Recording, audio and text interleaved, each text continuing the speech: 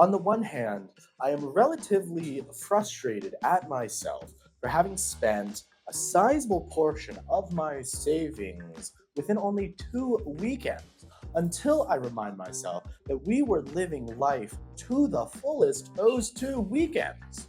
We rode horses, a quad, we got 6 piercings, and we swam with turtles. But on the other hand, isn't that the purpose of savings? Money is a means to an end. It has no intrinsic value on its own beyond getting other things. I'm internally torn between two perspectives: whether to spend my money as soon as I get it, living fully today, or whether to delay my living to a future date, saving and investing all of my money before I have the chance to get it. To reference Siddhartha Gautama, the middle path. Don't lean too heavily into financial asceticism nor into indulgence. A lot of the money I want to invest or save, I waste on alcohol, which I mean is fine once a week, but I usually falter like 4 or 5 times a week. But I have to remember that until I'm living entirely off of passive income, that I am trading a fundamentally finite resource, my time, for a relatively infinite resource, money. Those hours I spent working, I'll never get those back, but I can always earn more money. Another total waste of money is nicotine. Total fucking waste. It adds nothing to my life, but this meat suit still craves it incessantly. The only reason I've been able to go this long clean of nicotine is that my girlfriend doesn't smoke. We don't have any vapes around the house, so if I want to get a hit, I have to leave the house and go find a store that sells them. And I never want cigarettes because then she won't want to kiss me. But this weekend, she's getting on a bus to go back to the city, so we'll be apart for 2 weeks, and I'm kind of terrified that I'm totally going to relapse. Thus, to bolster my refusal to relapse, I must remember the reason I quit.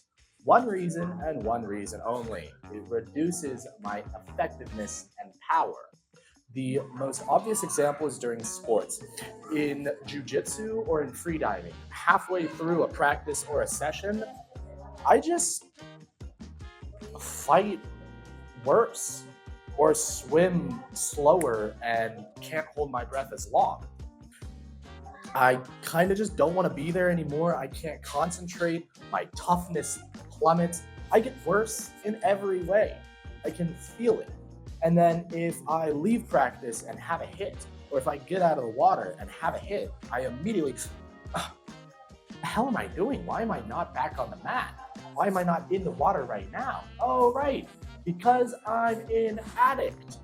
Same with my job. Halfway through a lesson, I can't effectively pay attention to a student.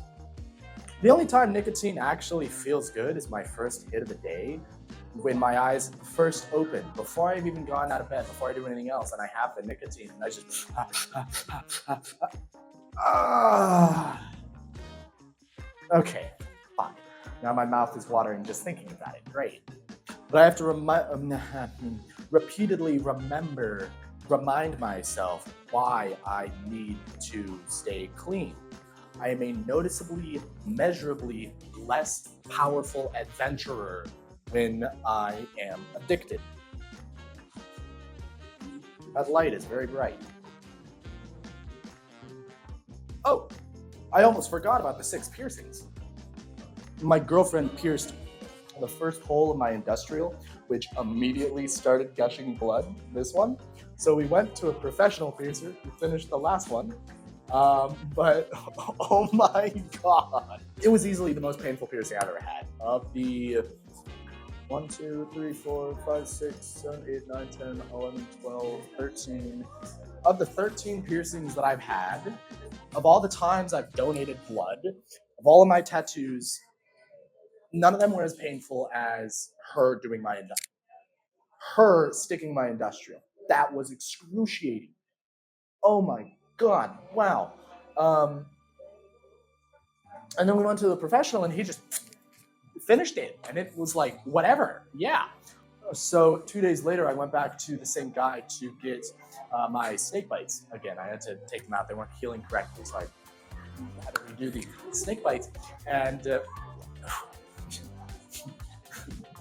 I've never had such a terrible piercing. It was the worst piercing I've ever gotten in my life. It didn't hurt; he just did a terrible, terrible job. This one he did a pretty good job on. Forgettably normal. It was forgettably normal to say the least. This one, I don't know how he messed up the needle the first time. I think he pulled out the catheter,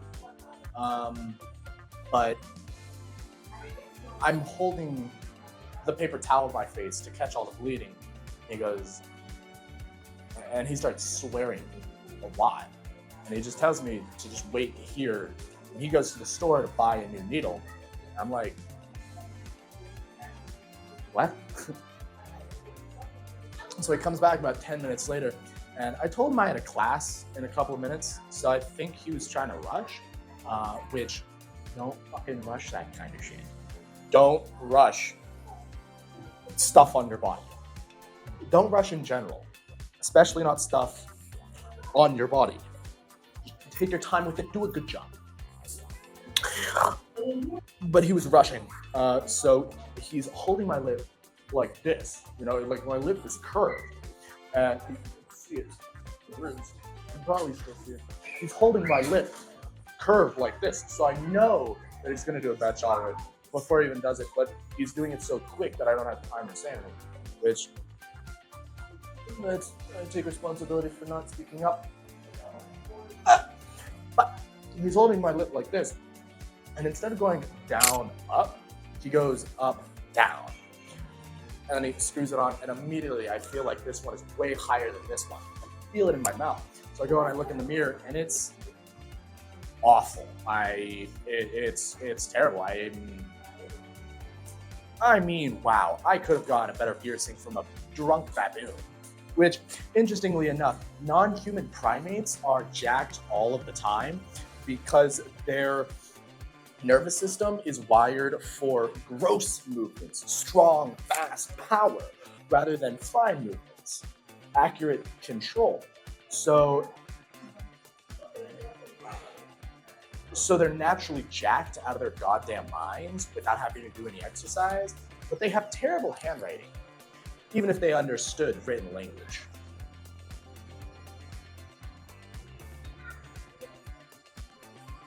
Okay, now the video is actually over. Bye. Why are you still watching?